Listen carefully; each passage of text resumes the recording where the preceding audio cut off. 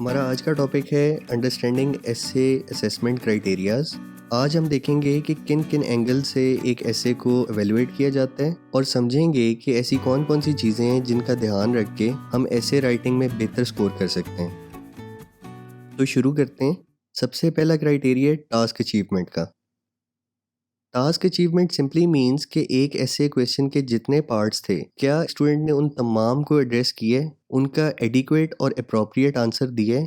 For example, आपको एक ऐसे क्वेश्चन दिया जाता है, some people think that online gaming should be encouraged while others believe that it is harmful for mental and physical health and it should be discouraged. Discuss both points of view and give your own opinion.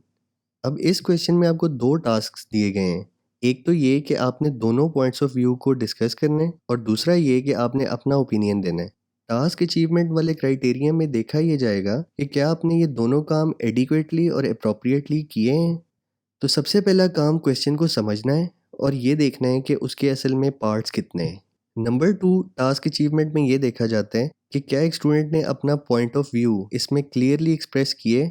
याद रखिएगा कि इन essays के लिए debatable topics के ऊपर questions दिए जाते हैं। उनका कोई भी राइट या रॉन्ग आंसर नहीं होता, आप पे डिपेंड करता है कि आपको क्या ठीक लगता है।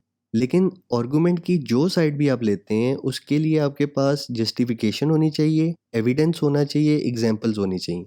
इस क्राइटेरिया में अच्छा स्कोर करने के लिए ज़रूरी है कि क्वेश्चन को तसल्ली से पढ़ा जाए और समझा जाए कि उसके कितने पार्ट्स हैं और क्या क्या उसमें आपसे रिक्वायर्ड है। उसके बाद देखें कि आर्गुमेंट की कौन सी साइड आपको ज़्यादा रीज़नेबल लगती है। उसके हवाले से रेलेवेंट डिटेल्स और एग्जाम्पल सोचें और ये चीज़ अपने माइंड में रखें कि आपके आइडियाज़ बिल्डिंग ब्लॉक्स की तरह होते हैं, इनको एक दूसरे के ऊपर रख के अपने पॉइंट को प्रूव किया जाता है। इसके अलावा एसे की जो मिनिमम वर्ड लिमिट है उसको मीट करना ज़रूरी होता है, वो भी इसी क्राइटेरिया के अंदर चेक किया जाता है। इसके लिए ज़रूरी है कि जब आप ब्रेनस्टॉर्मिंग कर लेते हैं तो अपने आइडियाज़ को प्रॉपरली ऑर्गेनाइज कर लें। उसकी बेशक आप लिस्ट्स बना लें, ये जिस तरीके से भी आपको ज़्यादा कन्वीनियंट लगता है, लेकिन आपकी एक प्रॉपर आउटलाइन माइंड में होनी चाहिए कि आपने अपने आर्गूमेंट को किस तरह से पेश करना है।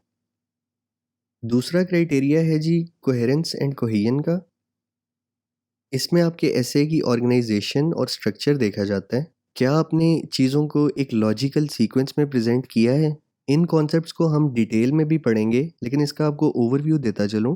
कोहेजन सेंटेंस और पैराग्राफ लेवल पे होती है। इसमें देखा जाता है कि एक सेंटेंस में वर्ड्स को किस तरह से आपस में कनेक्ट किया गया है। सेंटेंसेस बिखरे हुए नहीं लगने चाहिए, उनका कोई ना कोई आपस में लिंक फील होना चाहिए पढ़ने वाले को। फॉर एग्जाम्पल, मैं दो सेंटेंसेस लिखता हूँ, Ahmed is doing BS English, Ahmed is preparing for competitive exams. इन दो सेंटेंसेस का आपस में कोई लिंक नज़र नहीं आ रहा, इसमें लैक ऑफ कोहेजन है। अगर मैं इसको इस तरह से लिखूं, Ahmed is doing BS English and he is also preparing for competitive exams, अब आपको ये दोनों सेंटेंसेस लिंक्ड लग रहे हैं। और इसमें कौन से ऐसे एलिमेंट्स हैं जो इनको आपस में कनेक्ट कर रहे हैं।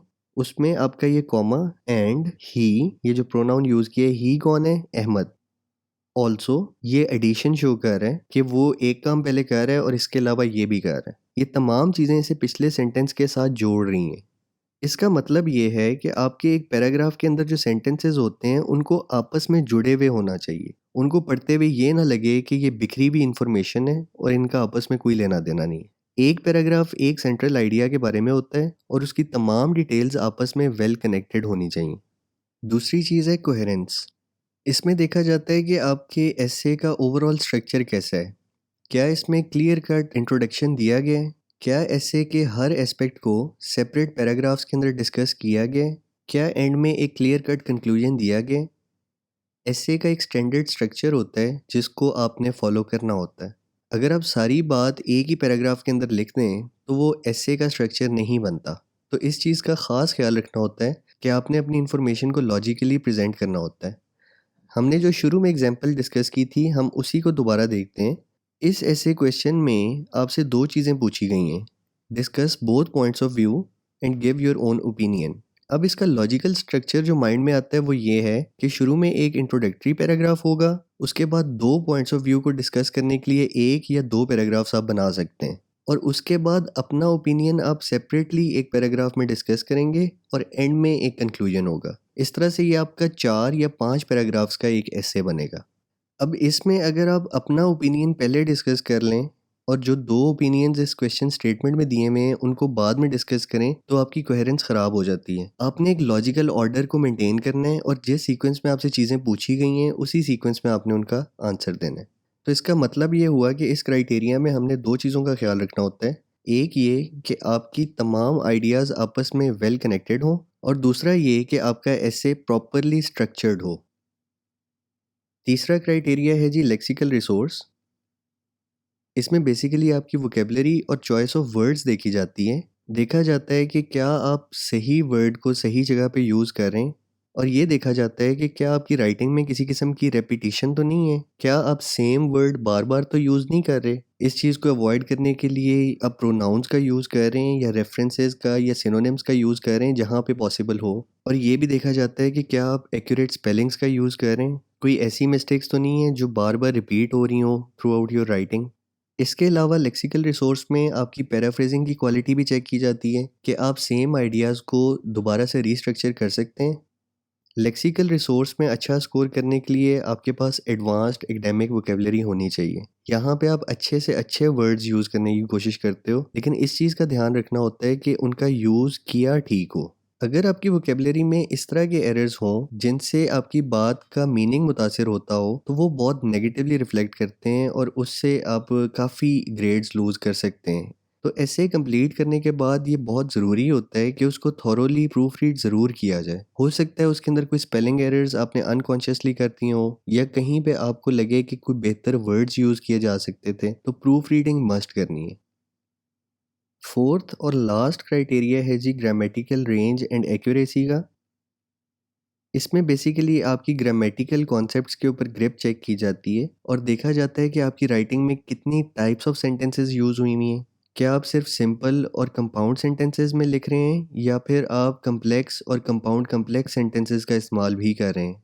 जैसे हमने पहले भी डिस्कस किया था कि बिगनर स्टेजेस पे एक छोटा बच्चा सिंपल सेंटेंसेस में अपनी पूरी बात को कन्वे कर रहा होता है। I went to school, I ate lunch, I came back home. अब जैसे जैसे आप एडवांस स्टेजेस की तरफ जाते हैं आपसे एक्सपेक्ट किया जाता है कि आप compound sentences, complex, compound complex, passives, conditional sentences, मुख्तलिफ किस्म के सेंटेंस स्ट्रक्चर्स में अपनी बात को लिखेंगे। इसी तरह से ये भी देखा जाता है कि आपकी वर्ब टेंसेस पे ग्रिप कितनी स्ट्रॉन्ग है। क्या आप उनकी वाइड रेंज यूज़ कर रहे हैं या किसी एक टेंस के अंदर सारी बात लिख रहे हैं। इस क्राइटेरिया में अच्छा स्कोर करने के लिए ज़रूरी है कि आप मुख्तलिफ़ किस्म की सेंटेंस टाइप्स का इस्तेमाल करें, मुख्तलिफ़ वर्ब टेंसेस का इस्तेमाल एक्यूरेट तरीके से करें, पंक्चुएशन का इस्तेमाल बहुत अच्छा करें, अपनी राइटिंग में पैसिव वॉइस और कंडीशनल सेंटेंसेस भी लिखें। मतलब ये कि आपका एक पैराग्राफ पढ़ते हुए किसी किस्म की मोनोटनी नहीं आनी चाहिए, उसके अंदर वेरिएशन नज़र आनी चाहिए through advance use of grammar. अगर ग्रामेटिकल इश्यूज़ की वजह से आपका मीनिंग मुतासिर हो रहा हो तो वंस अगेन इस कैटेगरी में भी ये चीज़ बहुत नेगेटिवली रिफ्लेक्ट करती है और इसमें मार्क्स लूज़ किए जा सकते हैं। तो इस चीज़ का आपने ध्यान रखना है कि ग्रामर का यूज़ बहुत प्रॉपर होना चाहिए। एक चीज़ नोट कीजिएगा कि जब आप कोई याद किए हुए सेंटेंसेस कहीं पे लिखते हैं तो यूजुअली वो उसे अगले और पिछले सेंटेंस के साथ मैच नहीं कर रहे होते। उसका कॉन्टेक्स्ट थोड़ा सा डिफरेंट होता है और वो सेंटेंस बिल्कुल अलग थलग नज़र आता है। ये चीज़ आपकी राइटिंग में नहीं होनी चाहिए। एक नेचुरल फ्लो बड़ा ज़रूरी होता है और इसलिए ज़रूरी है कि कुछ भी याद करने की ज़रूरत नहीं है, चीज़ को समझें और उसको खुद से अपने स्टाइल में लिखें। दैट्स इट जी। आप लोगों का अगर कोई क्वेश्चन हो या किसी पॉइंट पे आपने डिफ़िकल्टी फेस की हो तो प्लीज़ लेट मी नो और मैं कोशिश करूँगा कि उस पॉइंट को किसी डिफरेंट तरीके से एक्सप्लेन कर सकूँ। Thank you very much.